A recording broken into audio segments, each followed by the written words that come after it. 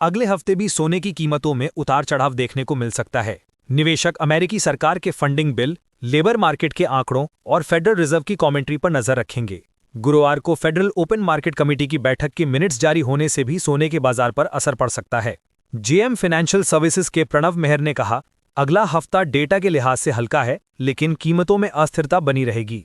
मुनाफा वसूली बढ़ सकती है, लेकिन इसके बाद फिर से खरीदारी होगी। ध्यान अमेरिकी सरकार के फंडिंग बिल पर वोटिंग और लेबर मार्केट के आंकड़ों पर रहेगा। फेडरल रिजर्व के चेयरमैन जेरोम पॉवेल का गुरुवार का स्पीच भी महत्वपूर्ण होगा। उन्होंने कहा, बाजार में फेडरल रिजर्व की ओर से इस महीने ब्याज दर में कटौती की संभावना भी जोड़ी जा रही है।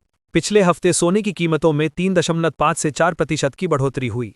इसका कारण अमरीकी डॉलर की कमजोरी और अमरीकी सरकार के आंशिक शटडाउन की चिंता है, जिसने महत्वपूर्ण आर्थिक आंकड़ों की रिलीज में देरी की है। एमसीएक्स पर सोने की कीमत। मल्टी कमोडिटी एक्सचेंज पर दिसंबर डिलीवरी के लिए सोने के वायदा में पिछले हफ्ते 3,222 रुपये यानी 2.8% की तेजी आई। शुक्रवार को सोना 1,18,113 रुपये प्रति 10 ग्राम पर बंद हुआ, जो हफ्ते में इसके रिकॉर्ड उच्च स्तर 1,18,444 रुपये के करीब था। क्यों बढ़ रही है सोने की मांग? अल्फा मनी के मैनेजिंग पार्टनर ज्योति प्रकाश ने कहा कि पिछले हफ्ते सोने की कीमतें 2.8% बढ़ीं। सोने की अपील बड़े लाभ में नहीं, बल्कि कम रिस्क के साथ स्थिर रिटर्न में है। एक्सचेंज ट्रेडेड फंड में बढ़ती हिस्सेदारी, केंद्रीय बैंकों की मांग और सट्टा निवेश इस तेजी को बढ़ा रहे हैं। उन्होंने बताया कि सोने की कीमतें उत्पादन लागत से अलग हो गई हैं और प्रोडक्शन का मार्जिन 55 साल में सबसे ज्यादा है। भारत में मांग। त्योहारी और शादी के सीजन से पहले सितंबर में भारत के सोने और चांदी के आयात अगस्त की तुलना में लगभग दोगुने हो गए, जो मजबूत घरेलू मांग को दर्शाता है।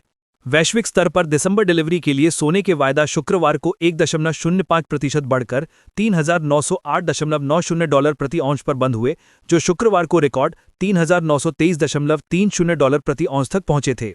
एमके ग्लोबल फाइनेंशियल सर्विसेज की रिसर्च एनालिस्ट रिया सिंह ने कहा, सोना पिछले हफ्ते रिकॉर्ड ऊंचाई पर पहुंचा, जो लगातार 5वें सत्र की बढ़त थी। ये अमेरिकी राजनीतिक और मौद्रिक उथल-पुथल में सुरक्षित निवेश के रूप में अपनी स्थिति को मजबूत करता है।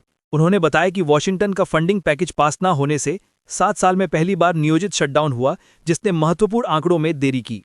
सिंह ने कहा, सोने का इस साल का प्रदर्शन शानदार रहा है, जिसमें 46% से ज्यादा की बढ़ोतरी हुई, जो 1979 के बाद सबसे बड़ी सालाना ग्रोथ है। ईटीएफ में निवेश, फेडरल रिजर्व की स्वतंत्रता पर चिंता और यूरोप में जियोपॉलिटिकल तनाव ने इसे आकर्षक बनाया। चांदी की चमक। चांदी के वायदा में पिछले हफ्ते तेज उछाल देखा गया। दिसंबर डिलीवरी की चांदी 3,855 रुपये यानी 2.72% बढ़कर 1,45,744 रुपये प्रति किलोग्राम पर बंद हुई, जो हफ्ते में रिकॉर्ड 1,46,975 रुपये प्रति किलोग्राम तक पहुंची थी। वैश्विक स्तर पर कोमेक्स चांदी वायदा 3.44% बढ़कर $47.96 प्रति औंस पर बंद हुआ, जो शुक्रवार को रिकॉर्ड $48.32 प्रति औंस तक पहुंचा था। पंकज सिंह ने बताया कि चांदी की तेजी का कारण इसकी मौद्रिक और औद्योगिक धातु के रूप में दोहरी भूमिका है। सौर पैनल, इलेक्ट्रिक वाहन और इलेक्ट्रॉनिक्स की मजबूत डिमांड और सप्लाई की कमी बाजार को तंग रख रही है। क्या है आगे का आउटलुक? प्रणव मेहर का अनुमान है कि चांदी की कीमतें अस्थिर रहेंगी, लेकिन बढ़त की संभावना बनी रहेगी। उन्होंने कहा कि चांदी का प्रदर्शन सोने से बेहतर है और निकट भविष्य में यह 1,50,000 से 1,70,000 रुपये प्रति किलोग्राम तक जा सकती है। एनालिस्ट का कहना है कि सुरक्षित निवेश की मांग, कमजोर अमेरिकी डॉलर और वैश्विक भू राजनीतिक अनिश्चितताओं से सोना समर्थन पाएगा। बीच बीच में मुनाफा वसूली से अस्थिरता आएगी, लेकिन बढ़त का रुझान बना रहेगा।